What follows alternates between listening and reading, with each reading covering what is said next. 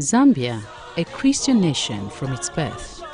This is a backdrop of a country that is known as a beacon of peace on the African continent. However, this wouldn't have been possible without the church's involvement in promoting peace and nation building. The role that the church played in helping Zambia gain its independence, first and foremost, was education. When the missionaries came to Africa, they established schools. They made sure that the Zambians went to school. I think 100 years ago, there were very few schools, and most of the schools, perhaps, let me say, there were no government schools, because there was no government. There was only the British who were ruling us.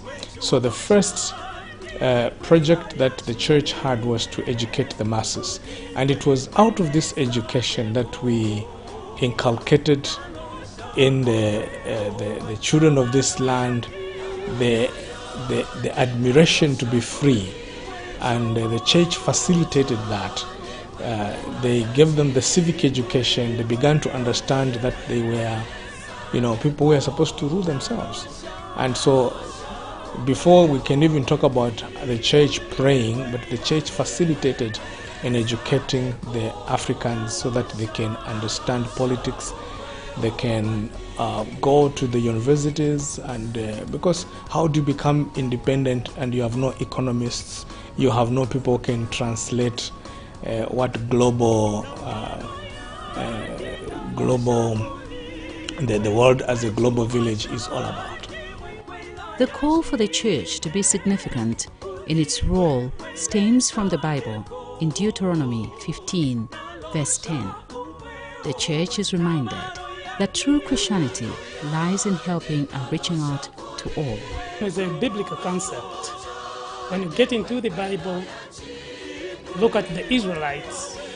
They were in slavery, and every now and then they prayed to their God so that God could liberate them, could give them the freedom to move from slavery to the promised land, to the land of freedom, where they will love the human rights, where they will be respected, where they will be dignified people. So when we talk of freedom in the context of the church, we are talking of the situation where people are respected, where people are dignified, where people are able to rule themselves and decide about their own plight. The church in Zambia was on hand to bring development to the communities by building various developmental infrastructures such as schools and hospitals. The church played a very important role. Number one, our African people mostly were not educated.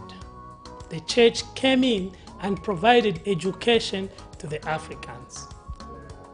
And it's these people who got educated, they were awakened, and they began to know about their rights. They came to realize that the way they were living was not the right way to live. So they started fighting for their freedom. They came together. Why? Because they were awakened and they were able to fight for their own freedom, fight for their own rights. So in that way, we can say the church contributed quite greatly by providing education to the people. Secondly, the church built hospitals. A healthy people was an important aspect for the church, providing health services. The church also built craft schools, built trade schools, built all those facilities that could help people live a better life. And for me, that's what it means to be free. When you can decide about your own plight, when you can do something, you are able to do something, you are not just depending on somebody else. You become independent, you can determine how your life is going to flow. And the church, I think, contributed very much towards that. While the post-independence era was characterized by infrastructure development and instilling Christian values in the local people, the modern era is characterized by the church encouraging love, peace building, dialogue and reconciliation to all Zambians. Back to the same church of our independence. Let me say that the church that was there before independence and just after independence, the church was there to unite the body. It was there to unite Zambia. So if we are going to maintain the peace that we have now as Zambia, as a church, we need to unite people. We need to preach peace. We need not to be seen to be taking sides, because there's so much of taking sides as churchmen. We are taking sides with the church, with political parties, and hence we are trying to get the church to align with what we believe. And so if we want to see peace, we have to be non-partisan as men and women of the collar. Zambia continues to yield the fruits of Jubilee 52 years later, and this could have not been possible without the favor of God on the land and the noble contribution of the church.